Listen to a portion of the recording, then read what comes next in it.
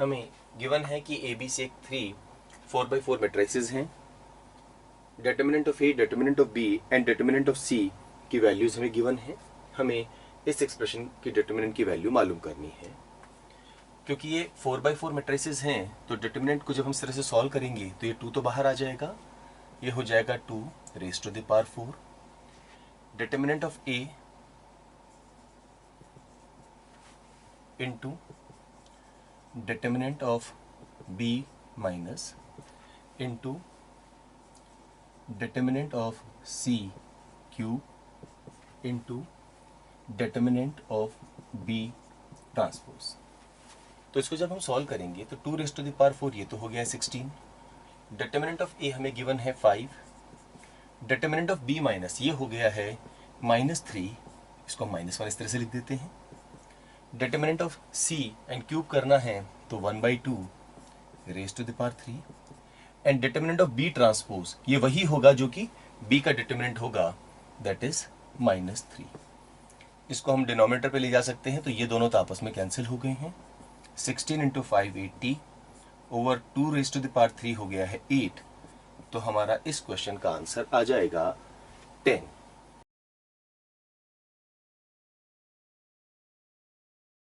ए एक 3x3 का non zero matrix है। ए स्क्वायर की वैल्यू हमें 0 गिवन है। इस वैल्यू का डिटर्मिनेंट हमें मालूम करना है। हमें बाइनोमियल एक्सपेंशन अगर मालूम है तो काफ़ी चीज़ें हमारे लिए आसान हो जाती है। x plus A raise to the power n को अगर हम सॉल्व करते हैं तो हमारा आंसर होता है NC0 x raise to the power n into A raise to the power 0 plus NC1 x raise to the power n minus 1 A raise to the power 1 plus NC2 x raise to the power n minus 2 a raise to the power 2 and so on up to NCn x to the power 0 a raise to the power n। यहाँ पर n हमने एक natural number लिया है। अब इस फॉर्मूले का इस्तेमाल अगर हम यहाँ पर करें तो हमारा ये एक्सप्रेशन क्या हो जाएगा, 50C0 this is i plus a raise to the power 50 into i raise to the power 50 into a raise to the power 0 plus 50C1 into i raise to the power 49 into a plus 50C2 into i raise to the power 48 into a square and so on up to 50C50 i raised to the power 0 a raised to the power 50।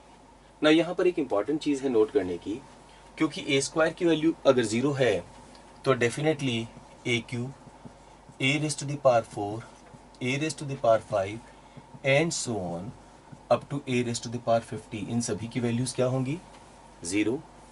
तो जब यहाँ पर इसके बाद हमारे पास as we can see A square A cube and higher powers आती जा रही हैं, यहाँ पर हमें वैल्यू मिलेगी 0।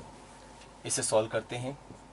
50C0 तो हो गया है 1, यहाँ पर i raise to the power 50 this is i, a raise to the power 0 1 so we can just write down i here.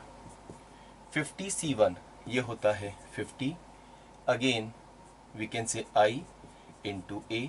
अच्छा i को हम a से मल्टीप्लाई करेंगे तो हमारे पास क्या आएगा, a, और इसके बाद जितनी भी टर्म्स हैं वो सारी क्या हो जाएंगी, 0। तो हमारे पास में i plus a raise to the power 50 को सॉल्व करने पर ये वैल्यू आ गई है। हमें डिटर्मिनेंट निकालना है इसका, so that means determinant of we can write down i plus a raise to the power 50 को i plus 50a minus 50a हम यहाँ पे करें, ये दोनों तो कैंसिल हो गए हैं। और आइडेंटिटी का डिटर्मिनेंट जब हम निकालते हैं तो इसकी वैल्यू क्या आती है, 1। तो हमारे इस क्वेश्चन का आंसर होगा 1।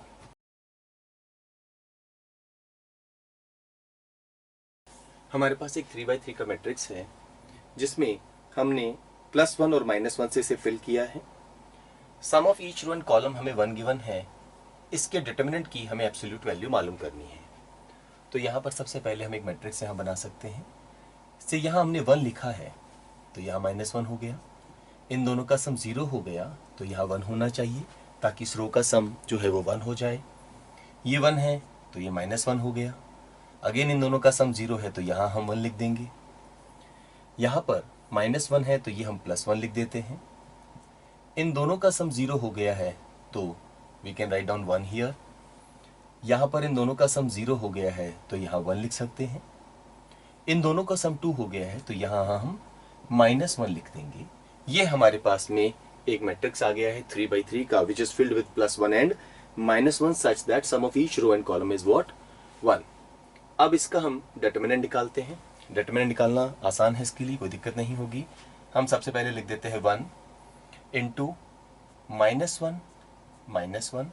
अगर हम यहाँ से शुरुआत करते हैं तो -1, फिर हम लिख देते हैं +1 and then 1 -1 and finally 1 and -1। ये इसका डिटरमिनेंट हो गया है। तो 1 -1 0, ये पार्ट तो कैंसिल हो चुका है। -1 -2 इंटू 1 -2 0 -2, ये आ गया है -4 इसका डिटरमिनेंट। हमें इसकी एब्सोल्यूट वैल्यू निकालनी है, तो -4 की एब्सोल्यूट वैल्यू अगर हम निकालते हैं तो हमारे इस क्वेश्चन का आंसर क्या होगा 4। इस मैट्रिक्स का इनवर्स हमें ये गिवन है। ना एक इंपॉर्टेंट रूल है कि जब हम एक मैट्रिक्स को उसके इनवर्स से मल्टीप्लाई करते हैं तो हमारा जो आंसर आता है वो आइडेंटिटी मैट्रिक्स होता है।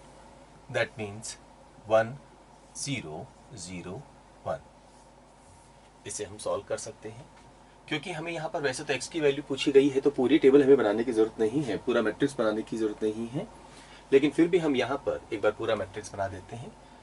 2 into 1 it will become 2, -0.5 into 2 it will become -1।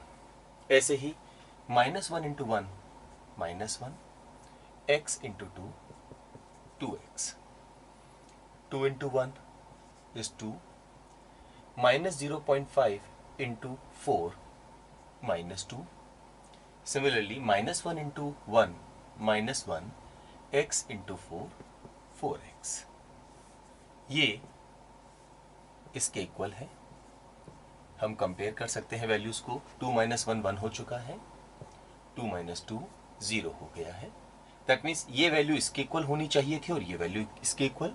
आप दोनों में से किसी एक को इक्वल कर दीजिए, x की वैल्यू आपको सेम आएगी। सो -1 + 2x = 0 करने पर 2x = 1, x = 1/2, या इसे हम 0.5 लिख सकते हैं।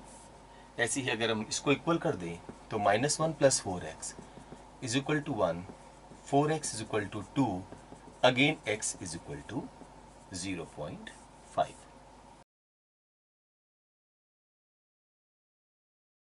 हमारे पास एक डिटरमिनेंट है जिसकी वैल्यू हमें 0 के इक्वल गिवन है। A B C distinct real numbers हैं। ए की वैल्यू 3 है, हमें ए बी सी की वैल्यू मालूम करनी है। ये थीटा बेस्ड क्वेश्चन है। दैट मीन्स यहाँ पर हमें ऑप्शंस नहीं दिए गए थे, जो आंसर है वो हमें स्पेस प्रोवाइडेड में मार्क करना था। मैं सजेस्ट करूंगा कि आप वीडियो को पॉज करके पहले इस क्वेश्चन को खुद सॉल्व करने की कोशिश करें और बाद में आप इसका वीडियो सॉल्यूशन देखिए। आपको इस क्वेश्चन को मैक्सिमम 2 मिनट्स के अंदर अंदर सॉल्व करना है। कोशिश करें अगर आप इसे 1 मिनट में सॉल्व कर सकें। क्वेश्चन एक मॉडरेट लेवल का क्वेश्चन है। आपको डिटरमिनेंट्स की अगर बेसिक प्रॉपर्टीज मालूम है तो इस क्वेश्चन को सॉल्व करने में आपको दिक्कत नहीं आएगी। सबसे पहले हम यहाँ पर एक बार इस वैल्यू को लिख लेते हैं। डिटरमिनेंट का एक बड़ा इंपॉर्टेंट रूल है, हम यहाँ पर ये जो टर्म्स लिखी हुई है उन्हें सेपरेट कर सकते हैं। कैसे? A B C, A square B square C square, A cube B cube C cube. और अब हम यहाँ पर माइनस कर दें, तीनों के पहले माइनस साइन है, एंड देन बाकी जो टर्म्स हैं वो हम एज इट इज लिखते हैं। A B C, A square B square C square and 1 1 1। एक बेसिक प्रॉपर्टी है जो डिटरमिनेंट से जुड़ी हुई है। यहाँ पर हम फर्स्ट रो में ए कॉमन ले सकते हैं, सेकेंड रो में बी और थर्ड रो में सी, तो बाहर हो जाएगा ए बी सी। और अंदर डिटरमिनेंट में क्या बचेगा हमारे पास? 1 1 1 A B C and then यहां बचेगा A square B square C square. तो यहां पर हम अगर इस वैल्यू को देखें तो क्या हम इसे इस फॉर्म में लिख सकते हैं? इसके लिए हमें क्या करना होगा, जो कॉलम 1 के एलिमेंट्स हैं उसको कॉलम 3 से रिप्लेस करना होगा या इंटरचेंज करना होगा। तो कॉलम 1 और कॉलम 3 के मेंबर्स को हमें इंटरचेंज करना होगा और उसके बाद में कॉलम 2 और कॉलम 3 के एलिमेंट्स को इंटरचेंज करना होगा। रूल ये कहता है कि जब आप इस तरह से कॉलम्स को इंटरचेंज करते हैं तो साइन चेंज हो जाता है, पर क्योंकि हमने 2 बार ही इंटरचेंज किया है तो माइनस साइन एक बार पॉजिटिव होगा और अल्टीमेटली फिर माइनस हो जाएगा, तो हम यहाँ पर माइनस एज इट इज लिखेंगे। थर्ड कॉलम को हम यहाँ पर फर्स्ट कॉलम की पोजीशन पे ले आएंगे, फर्स्ट कॉलम के एलिमेंट्स थर्ड पे जाएंगे और अल्टीमेटली वो सेकंड कॉलम की पोजीशन पे आ जाएंगे। That means A B C, और ये लास्ट में हो जाएगा A square B square C square. Okay, यहाँ पर ये वाला डिटरमिनेंट तो कॉमन है, तो हम यहाँ पर लिख सकते हैं A B C -1 and then ये हमारी वैल्यू हो गई है 1 1 1 A B C and then A square B square C square. Determinant की जो वैल्यू है ये बड़ी स्टैंडर्ड वैल्यू है, इसका आंसर भी हमें मालूम होता है। अच्छा, ये एक्सप्रेशन हमें इक्वल टू 0 गिवन है, राइट? एक बार मैं आपको इसको सॉल्व करके बता दूंगा, अदरवाइज इसका आंसर अगर आपने डिटरमिनेंट्स के क्वेश्चन किए हुए हैं तो इसका बड़ा स्टैंडर्ड आंसर होगा और वो होगा a minus B into B minus C into C minus A. अब इन चारों का प्रोडक्ट जीरो होने का मतलब है या तो ये जीरो है या ये जीरो है या ये जीरो है या ये जीरो है, पर इनमें से कोई भी जीरो के इक्वल नहीं हो सकता, क्योंकि अगर इनमें से कोई भी जीरो के इक्वल हो गया, जैसे मान लीजिए ये जीरो के इक्वल हो गया, तो ए की वैल्यू बी के इक्वल हो जाएगी, यहाँ बी की वैल्यू सी के इक्वल हो जाएगी और यहाँ सी की वैल्यू ए के इक्वल हो जाएगी। क्वेश्चन में क्लियरली मेंशन है A B C are distinct real numbers, तो ये जीरो नहीं हो सकते। तो सर्टेनली ये जीरो होना चाहिए, और ये जीरो होने का मतलब है ए बी सी की वैल्यू क्या होनी चाहिए? 1, और यही हमसे इस क्वेश्चन में पूछा गया। लेकिन हाँ, हमें ये जो डिटरमिनेंट है इसको सॉल्व करना आना चाहिए। मैं एक काम करता हूँ, इस डिटरमिनेंट को एक बार वापस आपके लिए सॉल्व कर देता हूँ। यहाँ पर 1 1 1 A B C A square B square C square.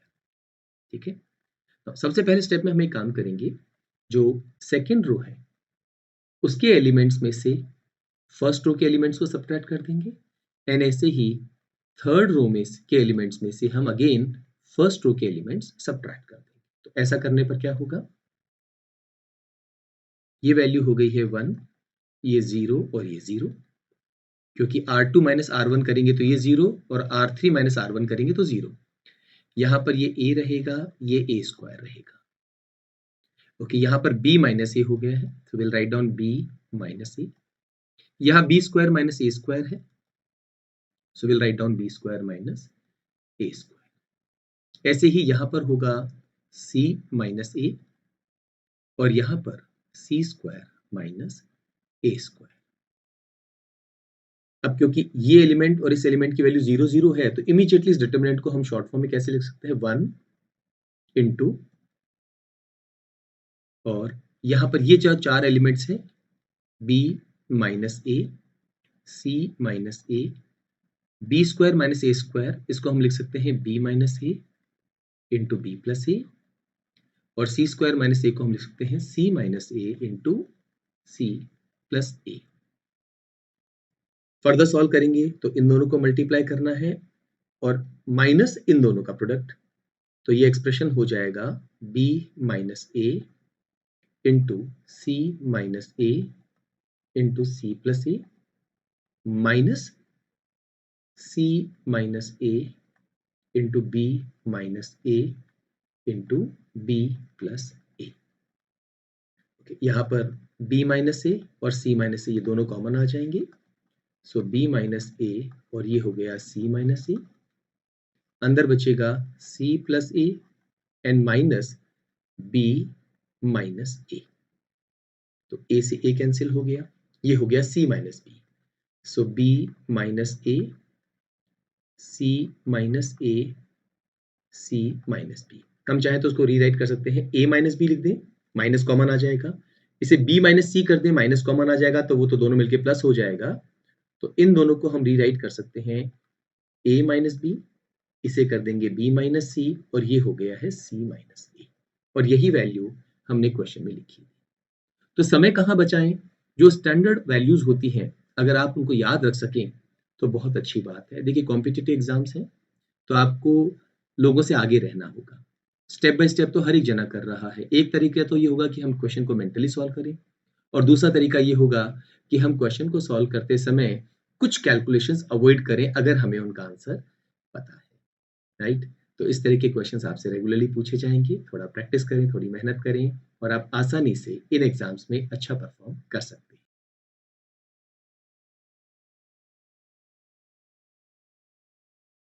If A, B and A plus B are non-singular matrices and AB is equal to BA, then twice of A minus B minus A into A plus B inverse A plus B into A plus B inverse B equals. एक काम करते हैं यहाँ पर इस question को solve करने के लिए 2A minus B minus A, ये हो गया है A plus B inverse A plus B A plus B inverse। हम यहाँ पर ये वाली जो टर्म है ये पहले तो कॉमन ले लेते हैं, तो क्या होगा 2A माइनस बी, और एक यहाँ पर माइनस बी कॉमन ले लें, A plus B whole inverse. अंदर बचेगा A square minus B square. A square minus B square को हम लिख सकते हैं A plus B into A minus B. ये हमारा आइडेंटिटी मैट्रिक्स हो जाएगा, क्योंकि हमें मालूम है A टाइम्स A इनवर्स क्या होगा, I के इक्वल होगा। तो ये आइडेंटिटी मैट्रिक्स होगा, और आइडेंटिटी मैट्रिक्स को A माइनस बी से मल्टीप्लाई करेंगे तो हमारा आंसर आएगा A माइनस बी। अब चाहे इसको I into A minus B कर दें, इसे ओपन करेंगे तो ये हो जाएगा 2A minus B minus A plus B, B से बी हमने कैंसिल कर दिया है, तो 2A माइनस A करने पर हमारे इस क्वेश्चन का आंसर आएगा A, जो कि फर्स्ट ऑप्शन है।